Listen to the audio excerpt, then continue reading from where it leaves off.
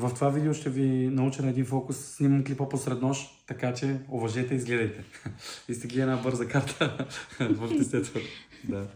Покажи на камерата. И я сложи някъде вътре в тестето, тук вътре. И събери картата. Готово ли си? Не, трудно. Готово. Да. Така, няма значение. Вътре, нали? Така, как намирам картата? Просто на късмет. Чуваквам с пръст и картата се окопа. Нали така? Не. Не! Коя беше? Двойка карамай. Да. Двойка карам. Сега, вижте, за да се научите на този фокус, първо трябва да се научите как да разберете коя карта човек се е изтеглил.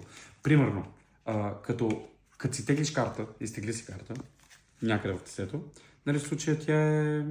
Каква? Каква?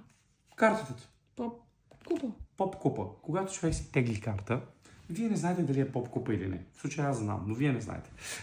Така, за да се научите да разберете, това, което трябва да направите, е следното нещо.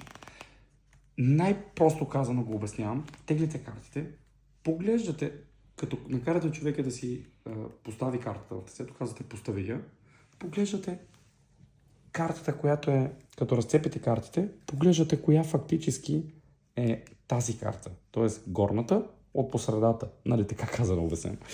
Слагаш картата, сложи на обратно. Да, по този начин, за да се отличи, да не забравяме коя.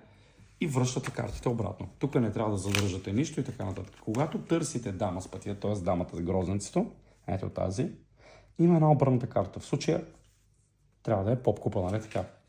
Именно, защото се намира на тази карта. С две думи. Тегли си карта, изтегли си я. В случая му се пада поп-купа. Няма значение каква карта се пада.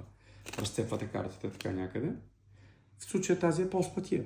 Винаги картата ще е различна. Вашата задача е да запомните тази карта. Върни картата обратно в тестето.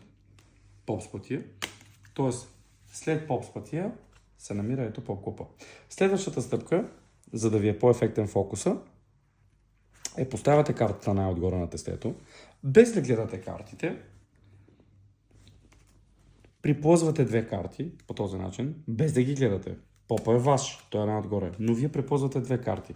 Хващате така по този начин с 4-5 пръста даже, с всичките ви пръсти от всички страни, хващате картата по този начин. Нали, вие ще си я нагодите в ръката, просто хващате картата и хората си мислят, че това е една карта, но всъщност вие държите две карти.